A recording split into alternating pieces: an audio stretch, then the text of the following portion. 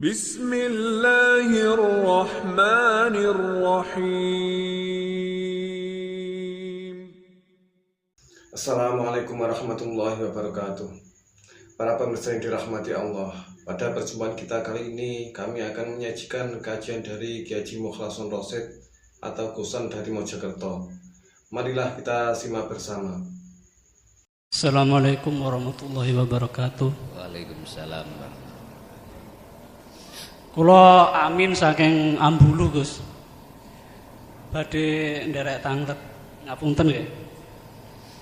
Kula niki diutus utawi ditugas kalih guru kula ken madosi bojo Jaka Lara kula sing ora lafal, ora makna, ora huruf, ya ora swara. Napa sing dimaksud bojo Jaka Lara kula niku nggih urip niku? Pertanyaan sing kaping kalih tasih nyambung kalih pertanyaan pertama. Nalika dzikir saking napa nggih? Penake dzikir teng mriku wonten swara ngeten. Aku Nur Muhammad. Matur ngoten kula dijak melampah-melampah teng alam-alam niku antaranipun alam ajsam, alam malakut kalih alam lahut. Lajeng dijak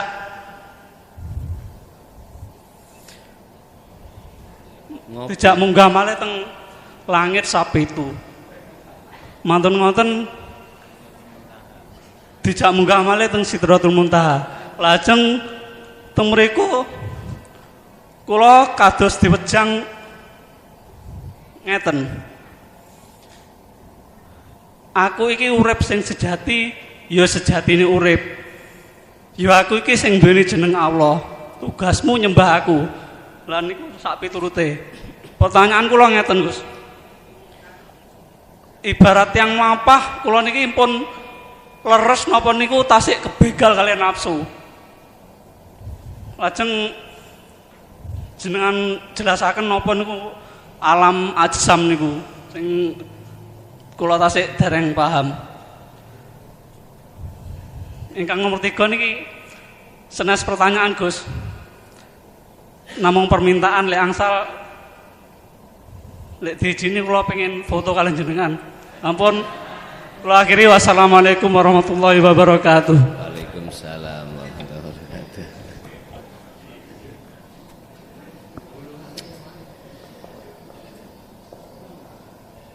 Apakah pertama yang dimaksud garwa tanpa nama tanpa rupa iku sing dimaksud urip? Nggih. Tapi urip sing kula maksud bukan sifat to, Pak ya. Bukan. Tapi yang mensifati. Nggih. Ngaten ya? Paham nggih? Oke. Huwal awwalu wal akhiru wal zahiru wal batin. Ketika saat sudah sampai ke Sidratul Muntaha, kesadaran mutlak, maka enggak ada awal, enggak ada akhir, enggak ada zahir, enggak ada batin. Maksudnya di situ. Leres. Nah, ketika proses kami zikir, di situ ada suara. Ana nurun Muhammadun. Aku Nur Muhammad.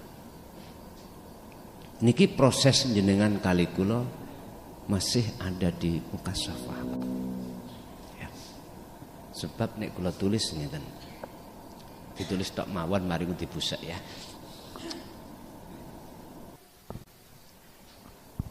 Processing ngeten. Hayat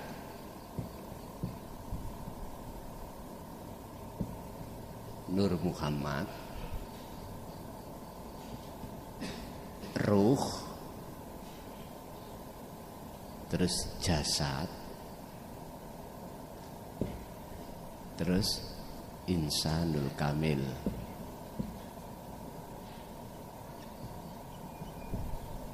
Niki proses innalillahi.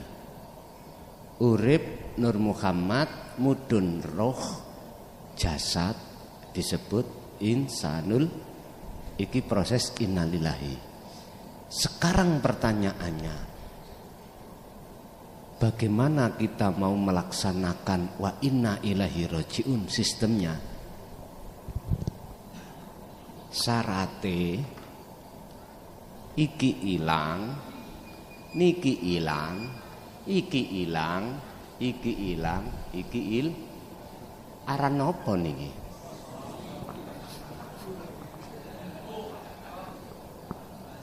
Dengan cara tazkiyatun nufus, kholwat wau. Wis iki nggak bisa diterima akal, Pak. Akal niki harus lepas, nggak bisa. Makanya ini hadis nopo makalah, tolong mangke dikoreksi. Tafakkaru fi khalqillah, pikiran kegawenane Allah iku. Tapi wala tafakkaru fi dzatihi, ojo kok pikir tentang dzati Allah. Nah, ngoten nggih. Artine ketika kita sudah masuk proses wa inna ilaihi rajiun, pikiran akal iki pun harus sampean tidurkan. Harus sampean tidurkan. Sebetulnya Pak, jenengan ngalami proses yang seperti itu Allah sering memberikan sindiran lewat tidur jenengan. Di dalam tidur ada mimpi, meripat jasad merem, tapi opo-oko yo ketok. Lah ngoten nggih. Lah mimpi niku itu menunjukkan bahwasannya di dalam diri kita ada sesuatu yang halus disebut ruh. Lah ruh sangka ndi? Sangka Nur Muhammad. Nur Muhammad iku wiji yang terjadi pada hidup. Ibarat sel yang ada di nutfah. Jenengan kali kula iku prosesi kan onten kali dadi jasad dari ruh. Jasad dan ruh. Sangka dene nutfah mani. Manine biung bopo ya dah. Lu di dalam mani itu ada sesuatu yang tidak bisa dilihat oleh alat apapun. Disebut nutfah, sing klenyer-klenyer kayak tajin niku lho Pak ya. Ambune sengak. Tapi di dalam itu ada sel. Nek cara kedokteran mengatakan sel.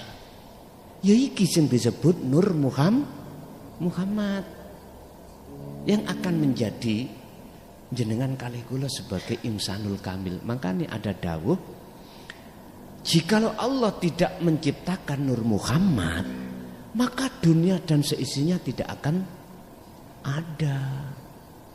Pandangan kita waktu ada di syariat Nur Muhammad iku Kanjeng nak. Lah ngaten nggih? Ya wis rapopo. Iku memang kelas kita, gitu loh. Tapi ketika saat jenengan tauhid wis paham, la ilaha illa anta, beda. Oh, Nur Muhammad itu terjadi pada setiap makhluk, ada Nur Muhammadnya. Lah Nur Muhammad di dalamnya ada yang halus lagi. Gak ono lor, gak ono kidul, gak ono etan, gak ono kulon, gak ono ndukur, gak ono nisor. Artinya di mana-mana ada. Tambah bingung maneh. Itulah yang disebut hidup. Nggih niku garwa sejati jenengan. Terus ketika sampean iki mau dilebokno nangoni beberapa alam. Ada alam jisim, ada alam malakut, jabarut, lahut. Pun Bapak Ibu bicara tentang alam koyok ngeten niki seperti ini. Itulah proses Kanjeng Nabi ketika Isra dan Mi'raj. Isra Kanjeng Nabi alam jasad, alam jisim. Mana? Subhanalladzi asra bi'abdihi lailam minal masjidil haram ilal masjidil aqsa, dari masjid ke masjid. Niki alam jisim. Berarti pundi? Berlakunya hukum syariat. Berlakunya hukum syariat. Tapi tidak berhenti di situ. Sing disebut Mi'raj adalah perjalanan beliau dari Masjidil Aqsa sampai Sidratul. Berarti lepas dunia toh iki? Lepas. Cara jenengan numpak pesawat nih lho Pak. Tinggalkan landasan, tinggalkan dunia. Semakin ke atas sampean nyun sewu, semakin dunia niku cuwilik. Enggak percaya sampai numpak pesawat. Tadi waktu ada di landasan, kita melihat koyok gede-gede, bangunan gede, bandara gede. Tapi ketika semakin naik pesawat itu, semakin kecil banget nih. Semakin kecil, bahkan ada satu titik di mana dunia itu gak ketok. Iki sebetulnya jenengan iki itulah proses tazkiyatun nafsi untuk meninggalkan selain Allah.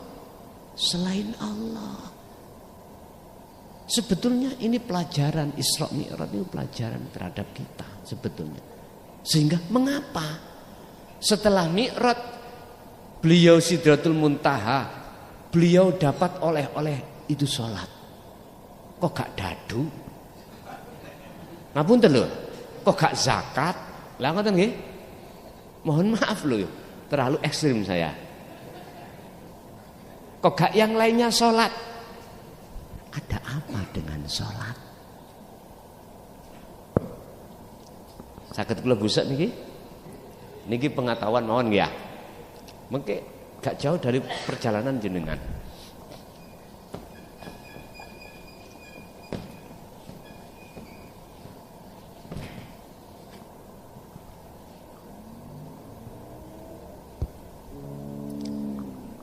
As-shalah jamak dari as-sholawah. Yun sewu. Nek sholat itu berarti siji. Nek sholawat berarti kuwadah. Tergantung jenengan iki mengartikan as-sholah iku apa.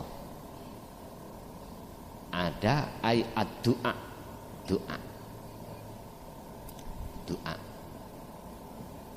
Doa berarti minta, nggih. Memohon. Niki proses kita di syariat ngoten. Tapi kita tidak sadar di balik ayat ud'uni ada ya mutakallim, ya yang mengahadkan Allah. Akhirnya as-shalah itu tidak diartikan doa bagi ahli tasawuf, tapi menghadap.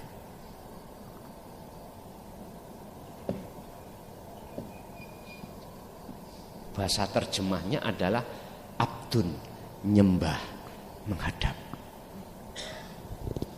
Kalau kita as-shalah kita artikan doa, memang di dalam bacaan rukunnya kan banyak doa-doa tuh ya.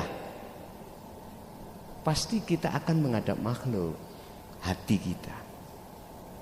Makanya jangan heran ketika takbiratul ihram ati kelingan garwa, anak, dunya bron, wis biasa. Sampai Rasulullah pernah memberikan sayembara terhadap para sahabat.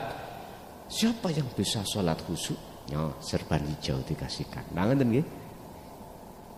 Lah, bagi golongan jenengan yang sudah mengartikan as-shalah adalah kalimat abdun, nyempurnaake kawula pengabdian pada Allah, maka menghadap.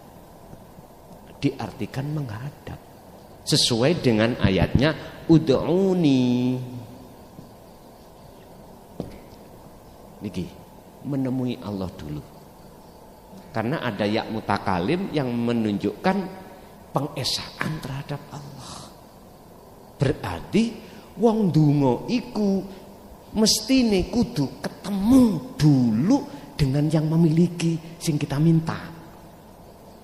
Contoh, kita minta, ya Allah kasih aku mobil, misalkan. Enggak boleh, hati ini ono gambare mboten angsal. Hati ini hanya ada Allah. Ngoten. Ono napa niku?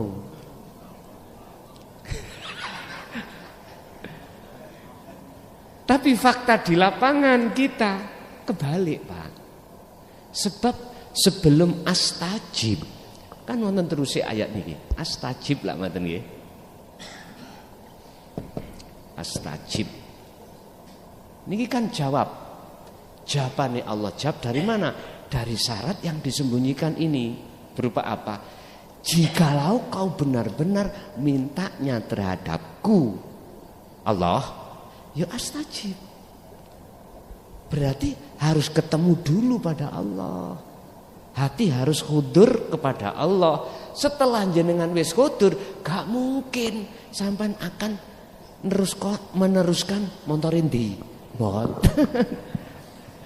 Sebab Gusti Allah tahu sudah apa yang kau minta. Isin Pak jenengan ati akhirnya ono gambari mobil ku isin. Paham maksudku lagi?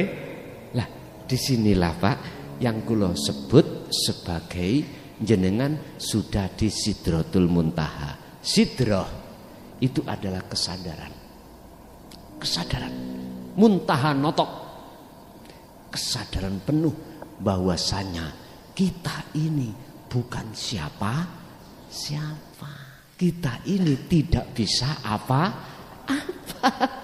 Loh gitu loh. Sekarang tinggal pertanyaannya, bagaimana menciptakan rasa iman bahwasanya kita itu tidak ada, bagaimana? Itulah prosesnya untuk dikatakan sampai ke Sidratul Muntaha. Pertanyaannya, sudah benarkah kami melakukan ini? Benar. Walaupun jenengan memakai bahasa Jawa, tidak bahasa Al-Qur'an, saya benarkan. Benar. Karena Allah ya paham dengan bahasa Jawa. Ngoten lho maksud kula. Tapi wonten Pak wong sing ndaki-ndaki nek gak bahasa Arab Quran gak sah. Wonten sing kaya ngoten. Mohon maaf, saya tidak fanatik dengan bahasa Quran. Karena prinsip saya, Allah pun paham kalau kita memakai bahasa Jawa. Wis jelas nggih? Oke, selanjutnya pertanyaan selanjutnya. Belum sih. Oke. Apakah itu disebut nafsu atau dari Allah? Lah ngoten niki, Pak. Tinggal jenengan waktu sing jenengan ceritakake sampai nyebut Sidratul Muntaha tadi lo ya. Kalau betul-betul itu musyahadah atau Sidratul Muntaha, keakuan makhluk dalam diri jenengan tidak ada. Enggak merasa jenengan yang tahu.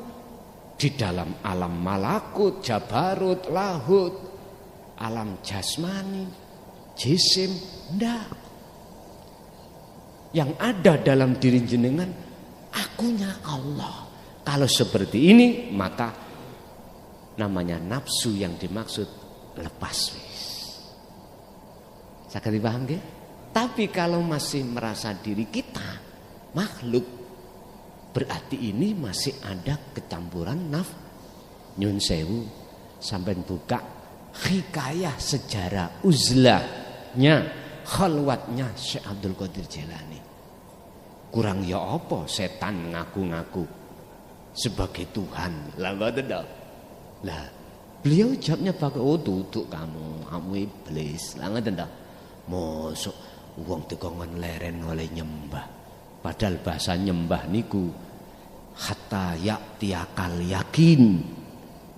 Kalau Rasulullah menyampaikan lewat surah Al-Hijr ayat 99. Sampai ngerti kek nggih? Apa kumawulo kita terhadap Allah sampai nggih pun. Pun sampean kula mboten tangklet apakah isinya sampean itu akune Allah apa akune mboten tangklet. Karena aku pasti akan menutupi rahasia hati semua jamaah. Kututupi. Biar Allah sendiri yang tahu. Karena saya pun didorong lewat hikam niki wonten makalah yang mengatakan jangan pernah membuka kewaliannya seseorang. Karena semua itu nyalai aturan. Nanti kalau mata sudah tidak buta akan tahu sendiri kok. Contoh, si A ini misalnya buta, si B gak buta. Apa mungkin si A bisa mengatakan bahwa si B itu gak buta? Gak mungkin bisa. Karena si A masih dalam keadaan buta. Yang bisa mengatakan si B ini gak buta, si A caranya tidak boleh buta. Lah ketika enggak buta, kau usah menyebut si B enggak buta. Karena sudah tahu. Umpomo sampean kasih tahu terhadap si C. Si B ku enggak buta, padahal si C ini buta. Ya tetap enggak iso nyambung. Karena si C itu buta. Paham ya? Ada kalimat yang tahu wali itu sendiri. Terus foto boleh, pokoknya jangan dipakai robitoh. Karena saya dengan jenengan juga makhluk. Ketemu berapa jenengan menghambakan diri pada makhluk. Hamba, ayo kita hambakan keruhannya kita hanya pada Allah. Mboten apa-apa. Monggo. Sakniki samangke ya monggo samangke ya mriki to.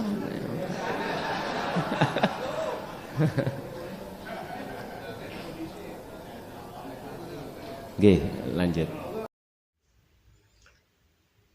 Alhamdulillah telah kita simak bersama kajian dari Kiai Haji Mukhlason Rosyid atau Guson dari Mojokerto, pengasuh Pondok Pesantren Miftahul Ulum Jaya Baru, yang tepatnya beralamat di Jalan Perjuangan, Dusun Gelonggongan, Desa Sumber Tebu, Kecamatan Bangsal, Kabupaten Mojokerto, Jawa Timur. Kajian beliau menekankan pada pendidikan holistik yang fokus pada ilmu tauhid dan tasawuf. Beliau adalah gambaran ulama muda yang mampu menjembatani nilai-nilai keislaman tradisional dengan pendekatan modern. Beliau juga menekankan untuk mempelajari Islam secara mendalam, tidak hanya aspek lahiriah saja, tetapi juga batiniah. Beliau juga mengajak para pendengarnya untuk tidak hanya memaknai Islam secara tekstual saja, tetapi juga meresapi maknanya secara spiritual. Semoga kajian-kajian dari beliau bisa kita petik hikmah dan manfaatnya, sehingga membawa keberkahan kepada kita di dunia dan akhirat. Amin, amin, ya rabbal alamin. Akhirul kalam, wassalamualaikum warahmatullahi wabarakatuh.